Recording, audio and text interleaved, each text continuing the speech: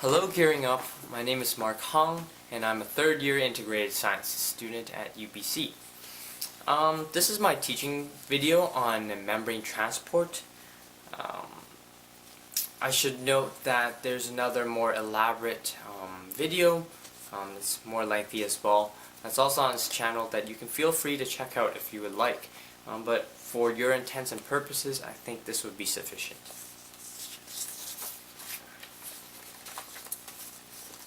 So we're going to be talking about passive transport, which is distinctly characterized by lacking the need to have energy when moving molecules across the membrane.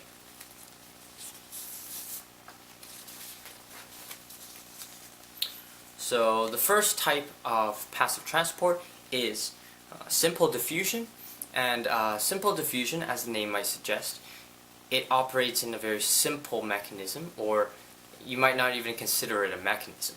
Really, molecules just move from the side at which they are in high concentration to the side at which they are in low concentration. So they move essentially down their concentration gradient. Now, only certain types of molecules are able to do this, one being gases. So, for example, oxygen, nitrogen. And the other criteria has to do with chemical structure and having to do specifically with hydrophobicity.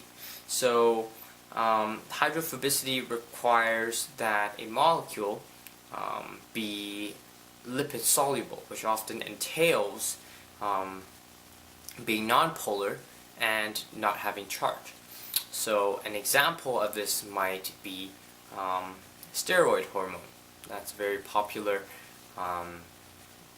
example of a hydrophobic molecule that's able to use simple diffusion to move across the membrane.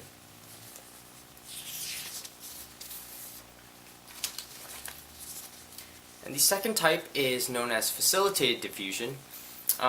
It's called facilitated diffusion, and the name essentially encompasses what's happening. So diffusion is being facilitated by proteins, or what we call membrane transport proteins. In this case, we're going to discuss two examples. The one on the left is the ion channel, and ion channels are essentially pores that enable specific molecules or ions to traverse the membrane, but they utilize the concentration gradient still. So high to low, moving down the concentration gradient again. And examples of ion channels are aquaporins, which allow water to traverse the membrane, and sodium and potassium channels, which are in large quantities in your typical cell system. And the other type, which to me is more interesting as far as mechanism is concerned, are permeases, or what we also often call carrier proteins. So what we can see here is that how they operate is that you get a substrate, or the molecule you're trying to move across the membrane. Substrate binds to the binding site that is exposed to the side from which you're trying to move the ion or molecule to.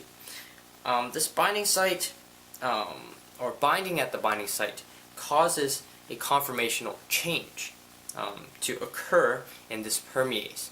And what is a conformational change? It's basically a change in structure and shape, or typically actually influences function as well,